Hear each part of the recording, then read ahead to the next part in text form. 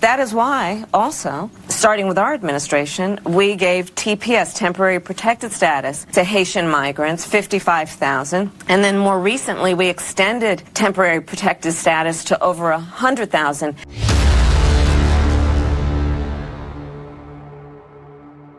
What happens when you replace the rule of law with compassion? You get what's happening in Springfield, Ohio, where these Haitian migrants are now taking over the city. They're draining up resources. Of course, we know this. And it's now causing the local citizens to fight back and protest during the city's board meetings. Let's understand what's really going on in Springfield, Ohio. Watch. One Ohio suburb is getting bigger, and it's got population growth stemming from the immigrant community. The mayor here in Springfield, Ohio, says that is taxing his city's resources. I used to say that USA for me, it's you start again. Rose Joseph starting again in Springfield, Ohio. She left Haiti in 2020 as the country declined into chaos with virtually no working government and gang violence ruling the street. There is a lot of security issues in Haiti, gunshot, kidnapping. Asian people are not safe in Haiti. She came to the U.S. legally and spent a year in Miami before hearing about a more affordable life and plentiful jobs in the Midwest. We heard a lot about work opportunities in Indiana and Ohio. She's been in Springfield, a Dayton suburb, as a social worker for more than 2 years and connected with the Haitian community here. Folks came here because they were looking for jobs. Springfield's mayor says those immigrants are straining his city's resources. But we're saying anywhere between 15 and 20,000 immigrants is what we're seeing within our community. In a town of what population? 60,000. Rob Rue says his police and fire departments are staffed for 60,000 people. He needs more cops and firefighters to handle the steadily increasing population. We need to hire 10 to 15 more on each of the departments. So we're not budgeted for that. Our school systems are strained. Our healthcare system's strained. Rue blames the country's immigration policies. We're not picking on a party. We're saying the policy's broken, the policy needs fixed, and it's hurting cities like ours. Rue says it's not a lack of compassion. He says it's a lack of dollars behind his call for help. If you were to come to our town, you would find people that actually care about the residents here, care about folks that actually are coming into the community, and we want to make sure they're taken care of. We've just been overwhelmed with it. If this town is sounding the alarm on legal migrants, imagine the cities and the towns that have an influx of illegal migrants, what they are going through. And that's why you see a lot of people in Chicago, a lot of people in New York City, a lot of people in Denver, Aurora, Colorado. They are sounding the alarm. They are fed up. Now, we'll see how fed up they are come this election. Will they vote differently and make their voice heard? Because how else can you make your voice heard besides protesting? You better go vote differently. The mayor is saying exactly what these towns are going through. And you know who brought this up before this actually happened and got worse? J.D. Vance. Chairman Brown, I'd like to ask unanimous consent to submit a letter for the record from the city of Springfield and our state, the southwestern part of our state, which I think highlights a very real example of this particular concern, straight from the horse's mouth itself. Now, this letter, I want to quote from it.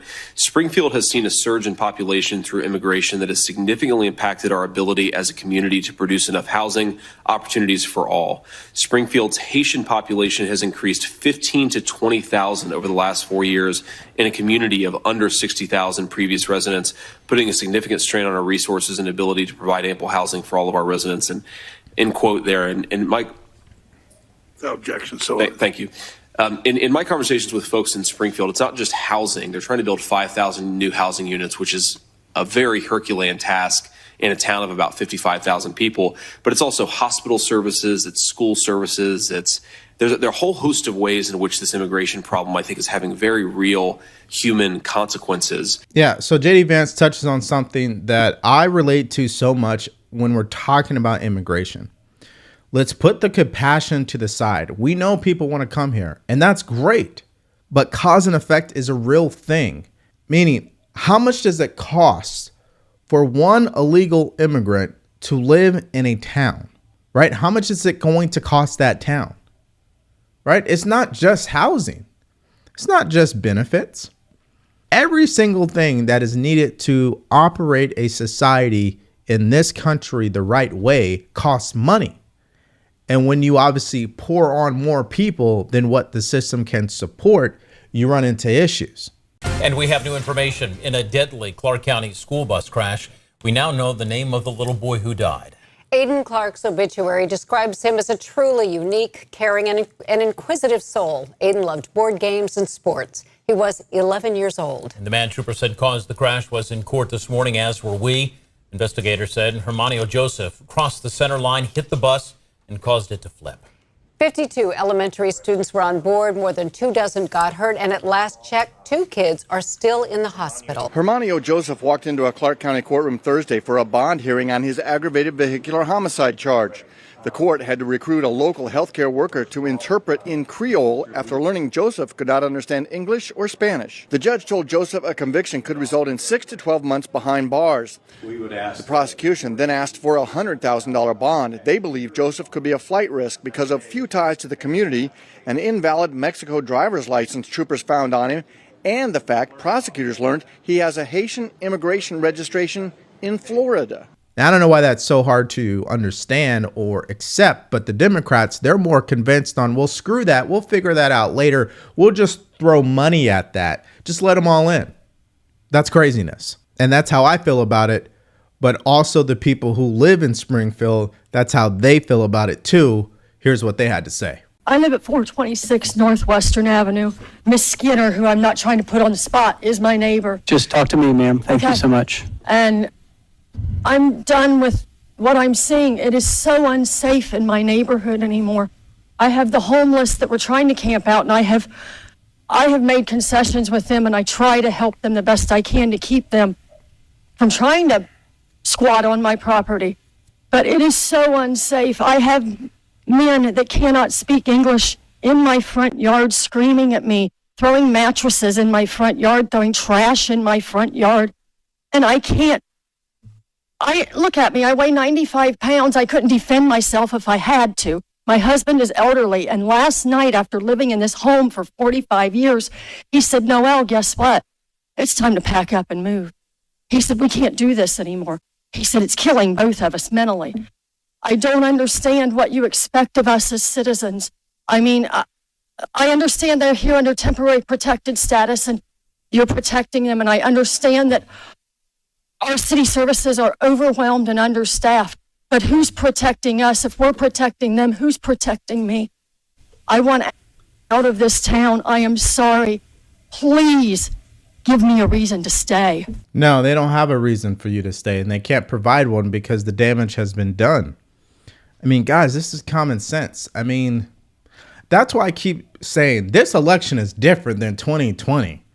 I mean, Donald Trump has every single advantage except for abortion and on personality. Everything else he crushes Kamala Harris on. There is no way to support this. No way whatsoever. Like, you are protecting these migrants at what cost, though?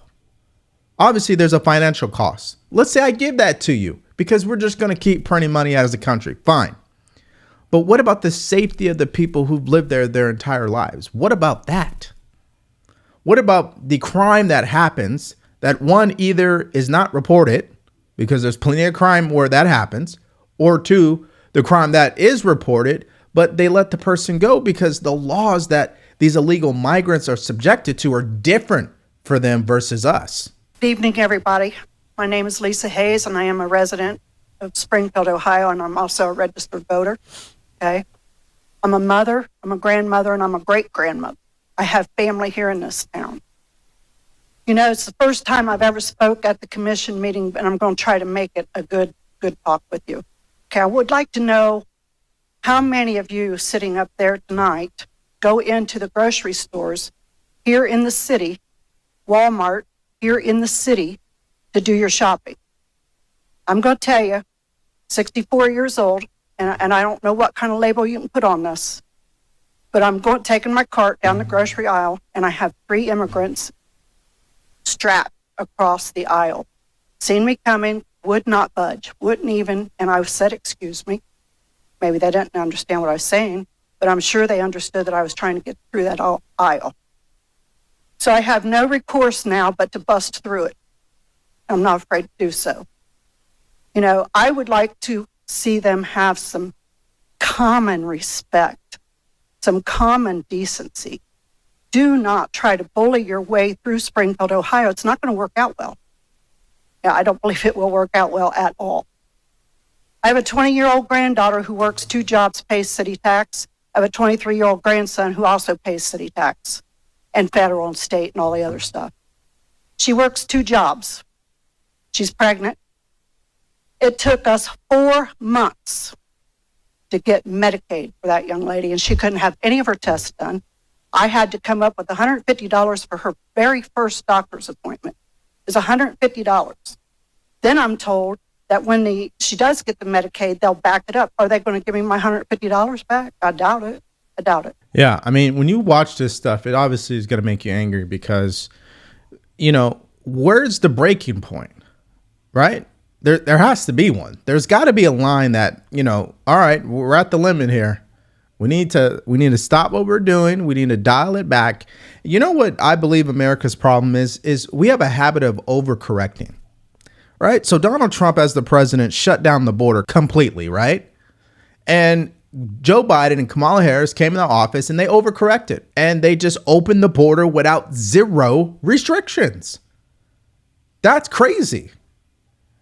And then you have this town of Springfield, Ohio, where the government is like, yeah, it's fine. It's okay. We'll just throw money at it. That's not the solution. It takes time to build a city and give it the logistical resources it needs. That's why when Donald Trump says what he says, people think he's exaggerating. He's not. If they keep doing this, our resources will be drained. You think we have a spending problem now? Just imagine. Y'all get the Highway State Patrol down here every week, and then y'all get like a task force for the Highway State Patrol, and they look for guns, and they look for dope, and this and that and the fourth. That same people that y'all got riding up and down Limestone doing U-turns, pulling people over for blinkers, and pulling people over for like going left to center and like a couple miles over. Like y'all can take them same people, the Highway State Patrol, and you can take them in every single one of their silver Chargers and Dodge Durangos, and y'all can take them to Sunset. And y'all can park them right over there, and y'all can teach people how to drive. Since the Highway State Patrol knows so much about traffic laws and know what to do in traffic, they need to.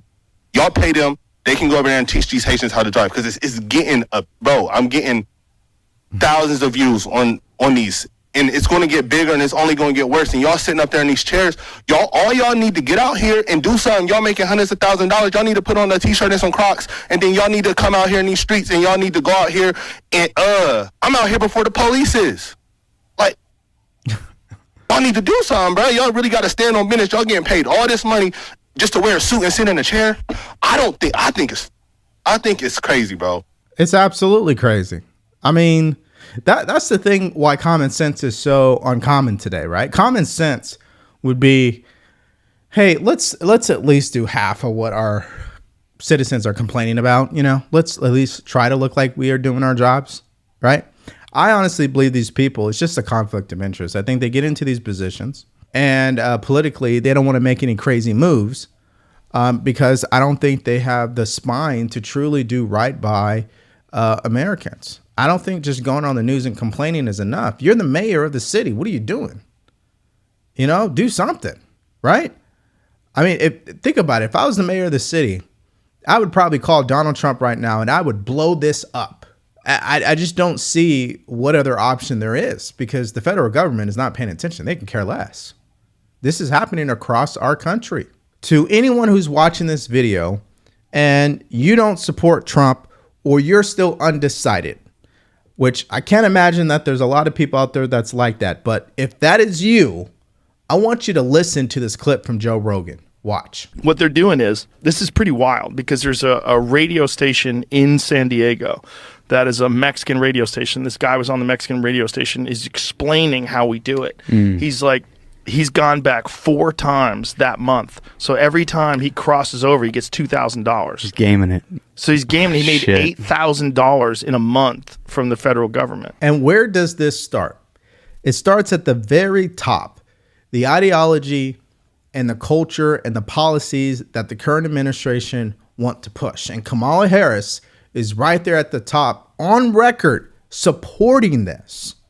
And so I feel very strongly, the president feels very strongly, we've got to do more. There's no question. The United States is a member of the Western Hemisphere. Haiti is our neighbor in that regard. And so we have to do more in terms of supporting the Haitians who are returning to the island, returning to Haiti. We've got to do more without any question to support Haiti in terms of its need to get back up and to recover. And I've failed to mention that in terms of the natural disasters, there's been absolute heartache and loss. And they just had a president who was assassinated. So you're also talking about a government that is in the process of disarray, many would say, but certainly in the process of rebuilding.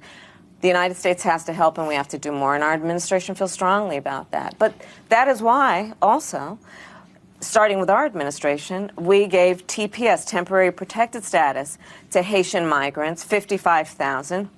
And then more recently, we extended temporary protected status to over 100,000 Haitian migrants for that very reason, that they need support, they need protection, including reunification with those who have family members in the United States who are American citizens, and doing that through the legal process that was intended to benefit people who are fleeing harm and reunify them with their families. Throwing money at something is not the solution. Money is not the answer here. Policy, procedures, process, and people are the solution. That is what's missing from this equation. You want all these people to come into a country, develop a process first. Establish a policy and enforce it. Make sure you have the right people to do this. Don't just let people come over the border and that's it. That's craziness. And that's my mindset. What about you? What do you guys think about what's happening in Springfield, Ohio, and across America? What do you think about Kamala Harris and what she wants to do with these migrants? She clearly wants to give them free Medicare. She wants to give them free money. That's her mindset around this. I want to hear what your thoughts are and more in the comment section below. Thank you for checking out the video today. Hey, if you want to support my beautiful wife that put this video together for me, buy her a coffee by going to the link in the description below. Stay grateful, stay focused, and stay true. Peace.